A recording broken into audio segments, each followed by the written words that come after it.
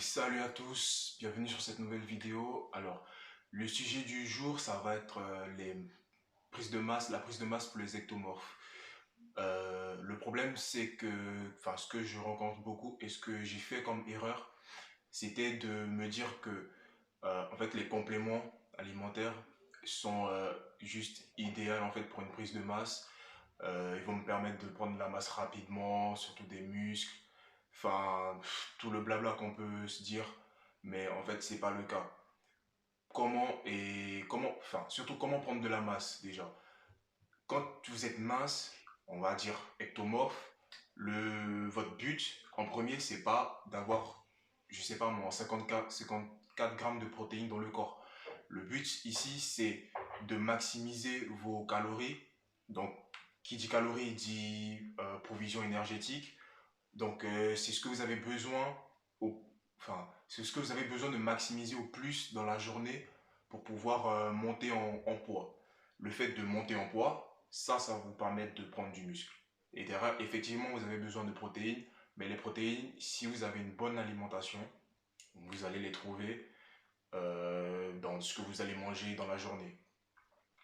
Moi, ce que je vous conseille, pour les personnes qui sont minces, qui arrivent difficilement à prendre du poids, déjà, ça va être de chercher des compléments alimentaires qui ont le plus de calories. Alors, plus de calories possible, mais il faut faire attention aussi aux glucides.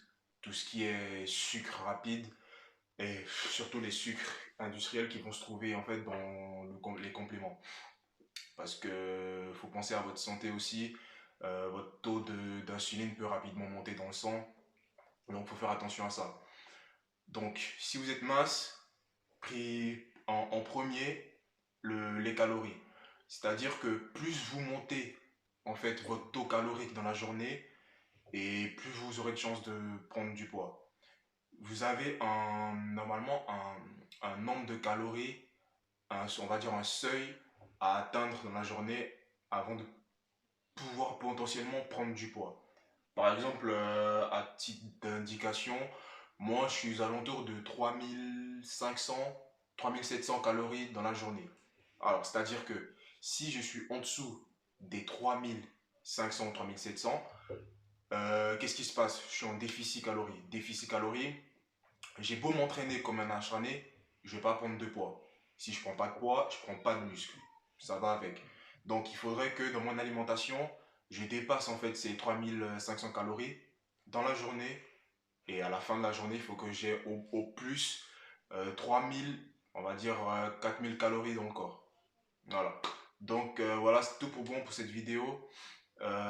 Pensez bien, voilà, parce que on pense toujours que, voilà, complément alimentaire, il faut, c'est les protéines. Non, en fait, il faut bien calculer vos macros, micronutriments dont vous avez besoin. C'est un tout, en fait.